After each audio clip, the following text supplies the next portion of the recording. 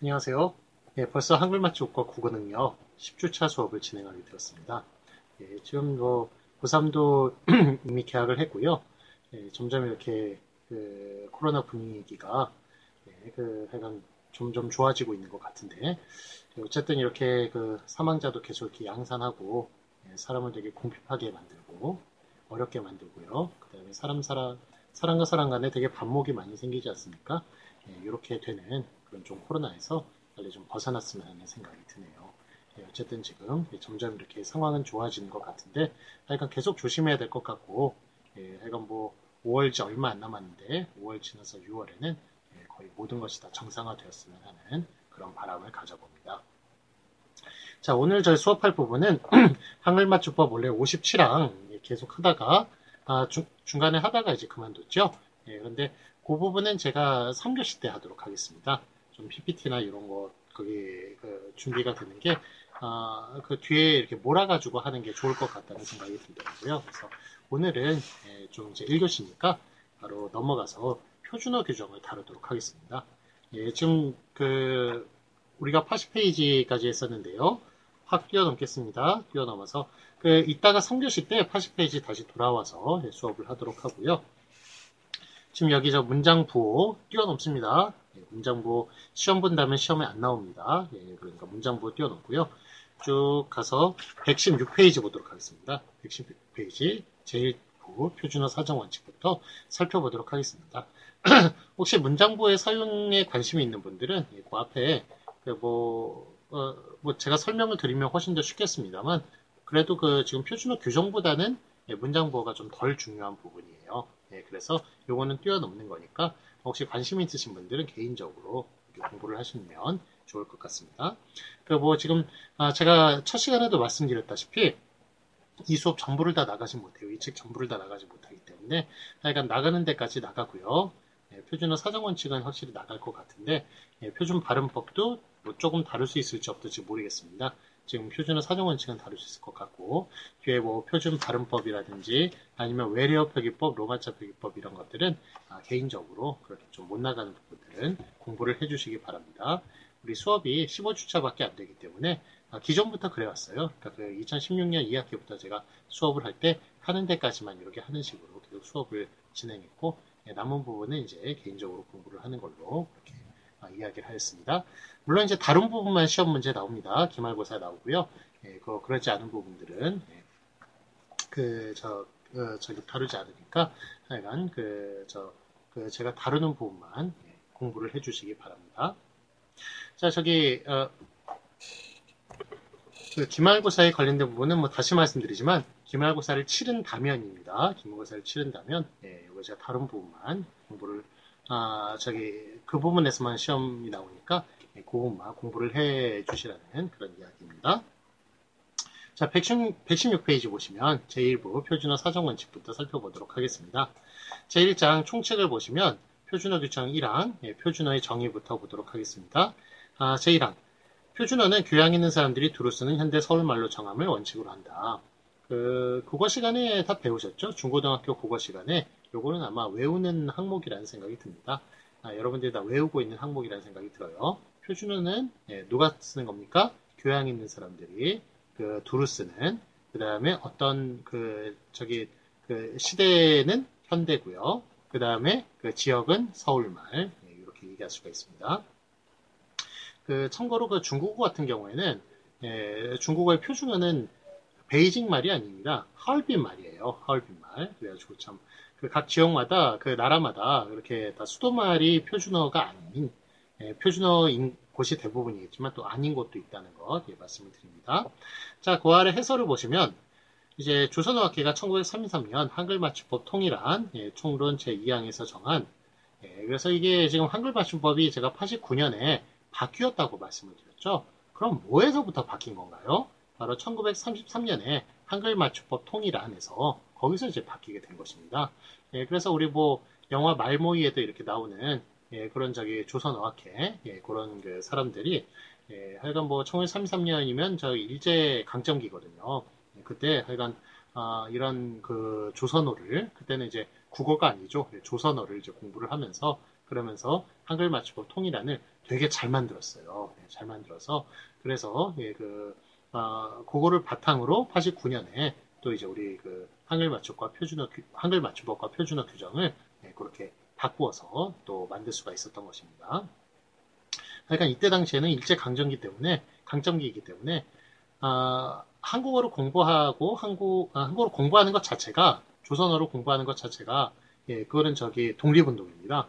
그래가지고 사실 목숨 걸고 한 일이에요. 근데 참 그렇게 목숨을 걸고 한 일임에도 불구하고 되게 시간과 노력을 많이 들이고 관심을 많이 기울여서 이런 규정을 만들었다는 것. 하여간 참 우리가 뭐 외세 때문에 지금 독립이 됐다고 이야기를 합니다만 얼마나 독립하기까지 우리 한국인 자체가 그렇게 노력을 보여줬기에 그 외국인들도 그 한국 독립을 하게끔 그렇게 하지 않았겠습니까? 그러니까 참 이런 선인들의 참 지혜와 용기를 좀 배워야겠다는 생각이 많이 듭니다. 자, 어쨌든 이게 지금 1933년 한글 맞춤법 통일안에서는 어떤 식으로 이제 표준어를 정의를 내렸냐면 표준어도 아닙니다. 표준말이에요. 표준말은 대체로 현재 중류사회에서 쓰는 서울말로 한다. 이런 것이 바로 교양 있는 사람들이 두루 쓰는 현대 서울말로 이렇게 바뀐 거예요. 자, 그러면 이제 바뀐 거 한번 살펴보도록 할까요? 일단은 표준말이 표준어로 바뀌었군요. 표준말이 표준어로 바뀌었습니다. 표준말과 표준어의 차이는 뭘까요? 우리가 언어는 말과 글로 이루어져 있잖아요. 그러니까 표준말이라고 하면은 꼭 우리가 지금 하는 구어만, 문어가 아니라 구어만 가리키는 말처럼 그렇게 인식이 되는 거예요. 그래서 표준말을 표준어로 고치는 게 언어를 다 다루고 특히 이제 우리 그 맞춤법 표준어 규정 같은 경우에는 철자법, 표기법 아닙니까? 표기법이기 때문에 오히려 더 글에 관련된 것이기 때문에 물론 이제 표준발음법 뒤에는 말에 관련된 것이 나옵니다만 그래서 말과 글을 다 통틀어 이르자는 그런 측면에서 표준말을 표준어로 고치게 된 것입니다. 이게 취지를 아시겠죠? 그러니까 표준말은 말만 이야기하는 것인데 표준어는 말과 글 동시에 이르는 말이니까 그래서 우리 규정은 지금 말과 글 동시에 다루는 것이기 때문에 그래서 그 취지에 그 범위에 맞게 표준어라고 그렇게 고치게 된 것입니다. 자, 다음에 바뀌게 된 거 볼까요? 요거는 이제 현재가 1933년에 현재가 89년에 현대로 바뀌었군요. 현재와 현대의 차이는 뭔가요? 현재는 하나의 시점이죠. 하나의 시점인데 현대는 두루 쓰는 이제 바운더리를 이룹니다. 그러니까 영역을 이루는 거예요. 그렇기 때문에 우리가 지금 딱 그 시점에서 쓰는 말을 얘기하고 있지는 않지 않습니까? 그러니까 하나의 그런 시대, 그런 넓은 범위를, 시간적 넓은 범위를 이야기하고 있는 것이기 때문에 현재보다는 현대라는 말이 더 원래 본뜻에 맞겠다. 그래서 현재를 현대라고 그렇게 바꾸게 된 것입니다. 자, 다음에 지금 쓰는 사람이 다르네요. 쓰는 사람이 중류사회에서 쓰는 이 말이 교양 있는 사람들이 두루 쓰는 이런 식으로 바뀌었습니다. 자, 이때 당시에 이제 중류사회라고 하는 것은 바로 양반이 있었고 중인이 있었고 상인, 천민이 있지 않았습니까? 상민, 천민이 있지 않았습니까? 그러니까 그때 중인을 이야기하는 거예요. 중인. 그래서 너무 이렇게 양반들이 쓰는 고급스러운 억지로 만들어낸 현학적인 고급스러운 말도 아니고 그 다음에 상민이나 천민이 쓰는 너무 이렇게 좀 그런 비속어 같은 격이 떨어지는 말도 아니고 딱 너무 어렵지도 않고 너무 천하지도 않은 그런 중간 정도의 그런 계층에서 쓰는 말. 그래서 그걸 중류사회라고 그렇게 표현을 했는데 이때 당시만 해도 사실은 조선시대에서 이제 현대사회로 넘어가는 시기였기 때문에 조금 이제 아직까지 그게 남아 있었어요. 계급적인 구분이 좀 남아 있어가지고 그래서 이제 중류사회라는 말을 이렇게 쓰게 된 것인데 사실은 이 말은 이제 현대 89년대는 이미 계급 사회가 완전히 없어진 사회이기 때문에 그래서 옛날 표현이 되는 것입니다. 그래서 그런 당시의 시대상 그런 계급 사회가 끝나지 않은 그런 시대상을 반영하는 중류 사회에서 바로 교양 있는 사람들이 두루 쓰는 이런 식으로 교양 있는 사람들로 그렇게 말을 바꾸게 된 것입니다. 그래서 어떤 취지인지 아시겠죠? 자, 서울말은 그냥 서울말로 한다. 요거는 이제 그대로예요. 이거는 바뀌지 않았고. 자, 그래서 이 바뀐 부분이 세 부분입니다. 표준말이 표준어로 바뀌었고요. 현재가 현대로 바뀌었고, 중류사회가 교양 있는 사람들로 바뀌었는데, 이 바뀐 취지가 어떤 것인지 아시리라 생각이 듭니다. 방금 설명드린 대로요. 자, 확인 문제 볼까요? 1이 2로 어떻게 바뀌었는지 표시하시오. 자, 1번 기존 1933년에 표준말은 대체로 현재 중류사에서 쓰는 서울말로 한다라는 것이, 지금 2번 바뀐 원칙 1989년에 자, 화살표를 표시해 주세요. 표준말은 뭘로 바뀌었나요? 표준어로 그렇게 화살표로 표시해 주시고요. 현재는 어떻게 바뀌었나요? 쭉 넘어가서 현대로 바뀌었네요. 그 다음에 중류사회는 바로 아래 바뀌어가지고 중류사회는 교양 있는 사람들로 그렇게 바뀐 것을 볼 수가 있습니다. 바뀐 취지 말씀을 드렸고요. 자, 다음 이번엔 표준어 규정 2항을 보도록 하겠습니다. 외래어 표기법을 이제 따로 사정한다라는 것입니다. 제2항 외래어는 따로 사정한다. 해설을 보시면 외래어 표기법은 문교부 고시 몇 년도에 만들어졌나요? 89년도에 만들어졌네요. 예, 문교부 고시로 공표되었다. 제85-11호로 공표되었다. 이런 말이 나오는데, 자, 그러니까 우리 89년에 한글맞춤법과 표준어 규정이 바뀌었다고 그랬죠. 바뀌었는데, 오히려 그 전에 86년도에 외래어 표기법이 만들어졌어요. 그래서 바뀐 해보다 훨씬 더, 그러니까 3년 전이었다는 것, 오히려 외래어 표기법이 잘 안 알려졌음에도 불구하고 만들어진 거는 더 옛날에 만들어졌다는 점이 하여간 좀 재미있네요. 외래어 표기법이 왜 안 알려졌을까요? 저희는 좀 약간 쉽게 배우긴 했습니다만, 제가 좀 정리를 해서 말씀을 드린 거예요. 그렇지만 이거를 생자로 공부하기는 그러니까 한국어학을 전공한 사람이라 하더라도 결코 쉬운 내용이 아닙니다. 저는 이제 국립국어원에도 있었고, 여러 가지 도움을 받아서, 그래서 이렇게 좀 쉽게 이렇게 설명을 드렸습니다만, 그게 설명이 이해가 쉽지가 않아요. 쉽지가 않아서 고도의 또 음성학적, 음운론적 지식이 있어야 됩니다. 그렇기 때문에 이게 많이 안 알려져 있어요. 안 알려져 있습니다만, 약간 86년도에 더 전에 만들어졌고, 그 다음에 지금 외래어가 이제 쏟아져 들어오고 있는 현재 이제 시대상에 비춰보면 외래어법이 상당히 필요하다는 생각이 들고요. 뒤에 이제 외래어표기법 나와 있으니까 제가 전에 이제 외래어표기법 간단하게 설명을 드렸죠. 그것을 바탕으로 뒤에 거를 읽어보시면 좀 이해가 쉬우실 겁니다. 그것을 바탕으로 뒤에 것을 좀 필요하시다면 이해해 주시기 바랍니다. 자, 그 다음에 이제 국립국어원이라고 www.korean.go.kr 있죠. 거기 들어가면 이제 외래어를 이제 한국말로 순화를 시킨 거 있어요. 외래어를 한국 표기로 순화를 바꾼 것이 있습니다. 바꾼 표기들을 쭉 찾아볼 수가 있어요. 찾아볼 수가 있으니까 사람 이름이라든지 아니면 여러분들이 글을 쓸 때 그러니까 외래어 이거 어떻게 적어야 되는지 궁금한 게 있으시면 거기서 찾아보시면 어떻게 국가에서 어떻게 그걸 표준적으로 어떻게 쓰기로 했는지 그거를 찾아보실 수가 있으니까 www.korean.go.kr을 활용해 주시기 바랍니다. 필요하시면요. 자, 다음에 확인 문제 보겠습니다. 보면 맞은 것을 오피하시오. 자, 브릿지가 나오네요. 브릿지 이렇게 나오는데 이게 지금 이게 브리지인가요? 브릿지인가요? 그러니까 일단은 뒤에 요 표기요. 자, 요 표기 같은 경우에는 요 표기가 요 발음 같은 경우에는 요게 G로 하기로 했나요? G로 하기로 했나요? 뒤에 나오면 요거 C로 하기로 했나요? C로 하겠네요. 요 C가 맞았죠? 이것도 G가 맞아요. 그래가지고 요 앞에 브릿지라고 쓴 거 다 안 됩니다. 그래서 1, 2, 3, 4번 중에 1번, 2번 틀리고요. 자, 그다음에 브리지와 브릿지가 있는데 요게 브릿지 같은 경우에는 지금 사이시옷이 들어갔네요. 브릿지 이런 식으로. 자, 근데 외래어 표기법에 사이시옷 들어가는 거 되나요? 안 되나요?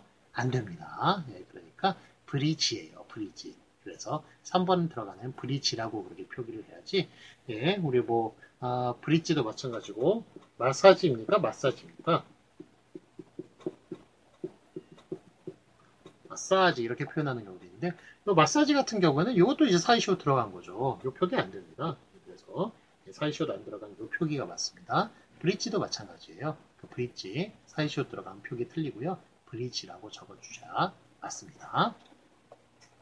자, 그러면 이번에는 제 2장 제 발음 변화에 따른 표준어 규정을 살펴보도록 하겠습니다. 제 1절 자음을 보시면 표준어 규정 3항 거센 소리 표준어입니다. 제 3항 다음 단어들은 거센 소리를 가진 형태를 표준어로 삼는다. 에 따라서 자, 예를 보시면 이제 기억이 맞고 니은이 틀린 것인데요. 자, 기억이 이제 끄나 불 이런 식으로 나오네요. 자, 지금 저기 규정 보시면 뭐라고 나와 있나요? 거센 소리를 표준어로 삼은 것, 그 예를 지금 보이고 있습니다. 그럼 끄나풀이 맞을까요? 끄나풀이 맞을까요? 거센 소리 끄나풀이 맞겠군요. 자, 그 다음에 나팔꽃, 나발꽃이 있네요. 여러분 나팔꽃이 맞나요? 나발꽃이 맞나요? 나팔꽃이 맞습니다. 나팔꽃이 맞는데, 자, 참고로 우리 그게 나팔같이 악기같이 생겼으니까 나팔을 꽂히니 나발꽃이니 그렇게 부르지 않습니까? 근데 나발과 나팔 뭐가 맞을까요? 나팔과 나발 그 악기 이름을 가리키는 말은 둘 다 맞아요. 나발과 나팔 둘 다 맞는데 꽃 같은 경우에는 나팔꽃만 맞겠다는 거. 그러니까 헷갈리는 겁니다. 그래서 거센 소리 나팔꽃만 맞습니다. 그다음에 역 있죠? 동역, 들역, 새벽역, 동틀역 그렇게 이제 저 방향이나 아니면 시간 같은 걸 나타내는 그 역이라는 말은 바로 키읔 받침 그렇게 거센 소리를 표준어로 삼았습니다. 기역, 역 표준어 아닙니다. 그다음에 부엌 같은 경우에도 이거 부엌입니까? 부엌키입니까? 부엌키가 맞아요, 발음이. 왜냐하면 키읔이 넘어가기 때문에 거센 소리를 표준어로 삼아서 부엌이 맞습니다. 앞에게 맞습니다. 그 다음에 살쾡이와 삭괭이가 있네요. 이거는 이제 살쾡이가 맞습니다. 그래서 발음을 다 살쾡이라고 하기 때문에 삭괭이라고 안 하기 때문에 살쾡이가 맞고요. 자, 그 다음에 요거 그냥 하나로만 적은 요 삭도 맞아요. 이렇게 적은 것 나랬습니다만 요것도 표준어입니다. 그런데 삭괭이는 표준어 아닙니다. 이거 지금 시험 문제 많이 나와요. 그러니까 삭과 살쾡이는 맞는데 삭괭이는 틀리다는 것. 그래서 그것도 좀 알아두시기 바랍니다. 자, 그 다음에 칸이 있네요. 칸과 간이 있는데 여기 칸막이, 빈칸, 방한 칸 이런 식으로 칸이라고 쓰는 게 맞습니다. 그런데 간이라고 쓰는 경우는 이제 틀린 경우인데, 그래서 이제 빈칸에 맞는 말을 쓰시오. 이렇게 시험 문제 낸다면 빈칸입니까? 빈간입니까? 거센 소리를 표준으로 삼은 빈칸이 맞습니다. 빈칸이 맞고, 그 위칸에 이렇게 하면 칸이 되겠죠? 그 위칸입니까? 윗간입니까? 그래서 이렇게 칸이 맞나요? 윗칸이 맞나요? 우리 사이쇼 저번에 배우면서 규칙 하나 배웠죠? 뒤에 거센 소리나 된 소리가 오면 사이쇼 쓸 수 있다 없다? 없습니다. 그래서 요거는 뒤에 거센 소리이기 때문에 사이쇼 이렇게 못 써요. 그러니까 띄어써가지고 윗칸 이렇게 써야 맞는 것입니다. 칸이 맞으니까요. 그래서 그 예를 보시면 하여간 칸이 맞는데 그래서 칸막이, 빈칸, 방한 칸 이런 식으로 칸이 맞는데 근데 이제 초가 3간, 윗간 이런 경우에는 이거는 이제 다 그거를 씁니다. 간이라고 써줘요. 그거는 이제 대하천간, 아주 큰 집을 얘기할 때 대하천간 이렇게 얘기하고 아주 작은 초라한 집을 얘기할 때 초가로 만든 볏집으로 만든 그런 집을 얘기할 때 초가 3간 이렇게는 옛날부터 이렇게 간이라고 써왔으니까 그럴 때는 이제 간이라고 써줍니다. 자, 그 다음에 여기 윗간이라고 나온 거 있죠? 윗간은 위칸하고는 뜻이 다릅니다. 윗간은 뭐냐 하면 아궁이 있죠? 아궁이의 위쪽에 있는 그런 온돌방에서 아궁이에서 좀 먼 부분 이런 걸 이제 윗간이라고 불러요. 그래서 그거는 이제 우리 위칸에 맞는 말을 쓰시오. 그 위칸이 아니라는 것. 그래서 윗간 그렇게 온돌집에서나 쓰는 겁니다. 온돌방 아궁이 있는 온돌방에나 쓰는 말이니까 되게 특수한 용어니까 자주 쓰는 말은 아닙니다만 하여간 그런 옛날에 이제 윗간이라고 그렇게 불렀으니까 그런 경우에 윗간, 초가상간, 대하천간 이런 말 할 때만 간이라고 쓰지 나머지는 칸이라고 쓴다. 그런 것 좀 알아두시기 바랍니다. 자, 그 다음에 이제 털어먹다가 있네요. 털어먹다가 과자를 이제 털어먹다라는 뭐 그런 말이 아닙니다. 이거는 뭐 재물을 다 없애버리다, 뭐 도박을 한다든지 막 이래가지고 재물을 다 없애버린다 그런 뜻에서 쓸 때 털어먹다라고 하는 겁니다. 과자를 털어먹는 건 털어먹든지 떨어먹든지 둘 다 맞습니다. 둘 다 맞는데 이렇게 재물을 뭐 도박이나 이런 뭐 나쁜 행동을 해가지고 다 없애는 것 이런 거는 이제 털어먹다라고 그렇게 쓰는 것입니다. 자, 재산을 털어먹는 일이, 지금 여러분 다 20대시잖아요? 거의 다 20대시니까, 뭐 전체가 다 20대라고는 생각이 드는데, 제가 학생들을 못 봐서 잘 모르겠습니다만, 어쨌든 그렇게 재산을 털어먹는 경우를 여러분들은 이제 아직 못 보셨죠? 저는 이제 40대이기 때문에 제 친구들 중에 있습니다. 벌써 있어요. 그러니까 10대, 20대는 그렇게 뭐 예를 들어가지고 우리 친구 저녁에 만나자 그러면은 이 사람이 아주 큰 그 음식점을 해요. 아버지가. 그래가지고 막 돈 세느라고 못 나와. 막 이런 식으로 얘기했던 친구들이 있었습니다. 그러니까 돈을 세느라고 시간이 없어가지고 못 나온다, 저녁에. 막 이런 식으로. 그래서 돈이 아주 많았던 친구들이 있는데, 그런데 그러니까 뭐 장사하느라고 돈 못 나오는 게 아니라 돈을 세느라고.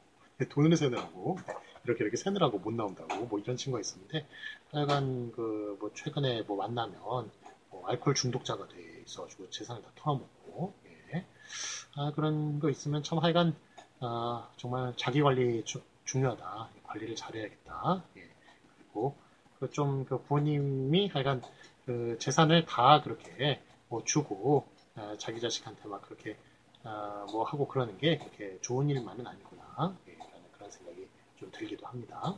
자, 어쨌든 이건 뭐 사족이었고요. 자, 그 다음에 그 재산을 다 없애는 것, 털어먹다라고 그렇게 쓰는 겁니다. 떨어먹다 아닙니다. 자, 해설을 보시겠습니다. 삭괭이, 이렇게 쓰는 것의 발음, 삭괭이는 언어 현실과 다르므로 살쾡이로 현실화하였습니다. 그리고 제26항에는 살쾡이, 삭과 같이 복수 표준어를 인정하고 있어요. 그러니까 제가 둘 다 맞다고 그랬죠. 살쾡이, 삭은 맞는데 삭괭이는 틀리다라고 말씀드렸습니다. 그 다음에 삭피는 종래대로 그대로 두었습니다. 그리고 이제 간과 초가삼간, 대하천간 등의 관습적인 표현에서는 간을 이렇게 쓰기로 했습니다. 칸이 맞습니다만. 자, 그러면 참고 보시면 윗간은 표준국어 대서전에서 온돌방에서 아공이로부터 먼 부분, 굴뚝에 가깝다라고 뜻풀이 있어서 윗칸과는 다른 의미입니다. 윗칸이 안 되는 이유는 거센 소리 앞에서는 사이시옷을 안 쓰기 때문입니다. 다 설명을 드렸던 부분입니다. 자, 그럼 확인 문제 볼까요? 맞은 것에 오피하시오. 자, 살쾡이, 삭괭이, 삭. 뭐가 맞나요? 1, 2, 3번 중에 1, 3번이 맞군요. 자, 그 다음에 윗칸, 위간, 윗칸 이렇게 쓰는 것 뭐가 맞나요? 앞에 윗칸만 맞군요. 두 번째는 이제 간이니까 윗간이라는 뭐 말도 아니니까 또 틀리고요. 간으로 썼으니까 틀리고 그 다음에 윗칸이라고 하는 것은 바로 그 사이시옷 안 되니까 거센 소리, 된 소리 앞에는 사이시옷 안 되니까 윗칸도 틀립니다. 그래서 앞에 윗칸만 맞다고 윗간에 말씀드렸습니다. 자, 그 다음에 참고로 예외적으로 윗간은 윗간이 맞군요. 이거는 온돌방에서 쓰는 특수한 용어라고 말씀드렸습니다. 관용적으로 그때는 맞겠습니다. 그 다음에 초가삼간, 초가삼간이 맞고요. 자, 그럼 이거 뒷간 있죠? 화장실을 가리키는 뒷간도 역시 관용적인 것으로 뒷간을 맞겠습니다. 그래서 1, 2, 3번 중에 3번이 맞습니다. 이런 게는 뒷간이라고 소리 나니까 사이시옷 붙여야겠네요. 사이시옷 붙이는 경우 기억나시죠? 뒤가 된 소리가 나든지 아니면 니은이 덧나든지 니은이 덧나든지 그것도 구성 요소 중에 하나는 고유어가 있어야 됩니다. 둘 다 한자어면 안 되고요. 그래서 뒷간 같은 경우에는 둘 다 이제 고유어니까 그래서 뒷간 이런 식으로 소리가 나니까 사이시옷 붙일 수 있군요. 그래서 3번입니다. 세 번째 것. 자, 표준어 규정 사항을 보도록 하겠습니다. 이번엔 예사소리 표준어네요. 제4항, 다음 단어들은 거센 소리로 나지 않는 형태를 표준어로 삼습니다. 자, 예를 보시면 기역, 니은이 있는데 가을가리, 가을칼이, 거시기, 거시키, 분침, 푼침 이런 식으로 지금 이야기를 하고 있는데 자, 이거는 지금 예사소리, 거센 소리와 예산 소리가 있을 때 예사소리를 표준어로 삼은 거군요. 그래서 그 앞에 게 가을가리, 거시기, 분침 이런 것들이 많습니다. 자, 이게 우리 한자 있죠? 한자 음을 물론 이제 제가 저번에도 말씀드렸다시피 1500년 전에 당나라 장안음을 받아들여가지고 그대로 이제 유지가 되고 있습니다만 하여간 아무리 유지가 된다 하더라도 한국 인구가 그렇게 적은 것이 아니고 역사가 그렇게 1500년이나 흘렀는데 발음이 좀 약간 제각각이었죠. 약간 좀 달랐습니다. 달라가지고 그래서 1933년에 한글 맞춤법 통일안을 만들면서 한자 발음 통일도 했어요. 그때 그런 한국어 한자 발음이요, 한국식 한자 발음 발음의 표기, 발음법과 표기 이런 것을 한번 통일하는 그런 시간을 또 가지기도 했습니다. 참 상당히 일제 강점기 때 상당히 어려운 일을 했었네요. 뭐 대단한 분들입니다. 어쨌든 그런데 그때 대부분은 그냥 다 통일이 돼 있었어요. 돼 있었는데 가장 혼란을 일으켰던 것이 바로 분과 푼입니다. 그래가지고 반은 분이라고 부르고 반은 푼이라고 부르고 그래가지고 좀 많이 이렇게 좀 어떤 걸 기준으로 정하자는 게, 어떤 걸 표준으로 정하자는 게 좀 많이 이게 가장 힘들어했던 그런 발음이었는데 결국에는 이제 분으로 통일하기로 했습니다. 그래서 분이 맞고요, 분침이 맞는데 대신 푼이라는 게 몇 군데에서 좀 흔적을 남겨요. 그 흔적을 남기는 것이 그 당시에 워낙 많이 썼었기 때문에 그래서 참고 보시면 푼돈, 푼수, 그 다음에 할푼리, 몇 할 몇 푼 몇 리, 야구 좋아하시는 분 아시겠습니다만 이렇게 타율을 얘기할 때 몇 할 몇 푼 이럴 때는 푼자를 또 써주는 그런 버릇이 남아 있습니다. 그래서 그럴 때는 이제 푼이라고 써주고요. 하지만 보통 일반적으로 시간을 나타낸다든지 그런 것에는 일반적으로는 다 분으로 통일을 했다. 1933년에 통일을 했다라고 그렇게 말씀드릴 수 있겠습니다. 자, 그럼 118페이지 보시겠습니다. 확인 문제 보시면 맞은 것을 고표시오. 분침과 푼침이 있네요. 둘 중에 뭐가 맞나요? 분침이 맞죠. 분으로 통일했다고 말씀드렸고, 자, 참고로 보시면 이런 푼돈 가지고 뭐해? 이럴 때는 바로 푼의 흔적을 남긴다고 했습니다. 그럴 때는 푼돈이 맞습니다. 같은 한자입니다만 하여간 분과 푼이 많이 헷갈렸고 그때는 거의 비등했는데 분으로 통일한 바람에 좀 약간 이게 좀 흔적이 남는 것들이 있다라고 말씀드릴 수 있습니다. 자, 오늘 표준어 규정 5항을 보도록 할까요? 어원에서 멀어진 형태 표준어를 보도록 하겠습니다. 제5항 어원에서 멀어진 형태로 굳어져서 널리 쓰이는 것은 그것을 표준어로 삼습니다. 그래서 기억이 표준어고 니은은 이제 버리는 것인데, 자, 예를 보시면 기억, 니은. 자, 어원에서 멀어진 형태를 표준어로 삼는 거예요. 강낭콩과 강남콩이군요. 자, 원래 강남콩이 어원에서 가깝겠네요. 그럼 강남콩은 이제 서초, 송파, 강남에 나는 그런 콩입니까? 그 콩이 아니라 여기서 말하는 강남이라는 것은 양쯔강 이남을 얘기하는 거예요. 그래가지고 거기서 흥구전에서 나오는 저기 강남에서 온 제비, 그거는 이제 양쯔강 이남에서 오는 이제 철새죠, 제비가. 그래서 양쯔강 이남을 가리키는 말이고, 하여간 거기서 이제 들어온 애들이, 걔네들이 이제 강남콩이에요. 그래가지고 콩이 여러 종류가 있지 않습니까? 강남콩도 있고, 완두콩도 있고, 그래가지고 우리 땅콩이라고 부르는 거 있죠? 그런 걸 이제 호콩이라고 그렇게 부르기도 했는데, 이거는 이제 호자는 이제 오랑캐 호자예요. 그래서 원래 만주 지방에 한국에서 볼 때는 이제 만주 그쪽을 이제 오랑캐라고 부르지 않았습니까? 물론 이제 중국 입장에서 한국도 오랑캐였습니다. 하여간 그렇게 좀 차별하는 그런 말들이 하여간 그렇게 우리도 거꾸로 차별받을 수 있다는 거예요. 어쨌든 이제 한국 입장에서 이제 만주나 거란이나 이런 데가 이제 여진족이나 이런 데 그런 데 이제 오랑캐였는데 걔네들이 이제 그쪽에서 자랐던 콩이 바로 호콩, 땅콩입니다. 우리가 안주 삼아 먹는 그 땅콩 있죠? 볶아가지고 먹는 볶음콩. 그래가지고 콩이 대부분 다 이제 보면은 서양에서 서양이 아니라 외국에서 다 들어온 거예요. 들어온 이제 외래종들이고 한국에 그게 있습니다. 한국의 콩은 이제 뭐가 있느냐 하면 저 두부를 만드는 흰 콩이 있어요. 완전 동그란 콩이 있거든요. 동그란 콩인데 그 콩은 이제 한국의 원산지입니다. 그래가지고 두부를 만드는, 그래서 우리 두만강 아시죠? 두만강이 두자가 홍두자예요. 근데 만이 찰만자입니다. 가득 찰만. 그러니까 콩이 가득 찰 만큼 많이 나는 강이 그 주변이 콩이 많이 나는 강이 그게 이제 두만강입니다. 그래가지고 그쪽 하여간 지역이나 하여간 한국 한반도 전체에 그렇게 이제 그 두부를 만드는 그 동그란 콩, 그러니까 그냥 직접 먹기는 좀 그렇습니다. 근데 두부나 아니면 된장을 만드는 그런 둥근 콩, 이런 콩들이 바로 한국의 원산지로서, 하여간 중국도 두부를 먹잖아요. 이게 전 세계로 퍼진 것이다. 그렇게 얘기를 할 수가 있습니다.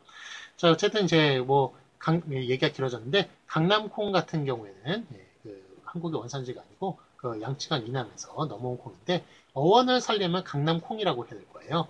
그런데 이제 강낭콩이라고 이렇게 그 어원에서 멀어져 가지고 발음이나 표기를 합니다. 그럴 때는 그 멀어진 형태로 굳어져서 오랫동안 사용됐으니까 그거를 표준으로 삼은 강낭콩이 맞습니다. 그러니까 강남콩이 틀리고요. 자, 참고로 하나만 더 말씀드릴게요. 강냉이 아시죠? 강냉이. 옥수수를 강냉이라고 부르기도 하는데 강냉이도 맞습니다. 그런데 강냉이의 원래 어원은 뭐였을까요? 강남이었습니다. 강남이. 강남이었는데 그게 이몸 역행동하기 이렇게 해가지고 강냉이가 된 것인데 그것도 결국 옥수수도 한국에서 나온 것이 아니라 그거는 이제 남미에서 나왔어요. 남미에서 나왔는데 중국 저기 이남을 거쳐서 강남을 거쳐가지고 한국에 들어온 것이 그게 이제 옥수수 강냉이가 되겠습니다. 그래서 그것도 하여간 어원적으로 따지면 강남에서 나왔다는 것, 그것도 참고로 말씀을 드립니다. 자, 그럼 잠깐 쉬었다가 2교시 때 고사부터 살펴보도록 하겠습니다.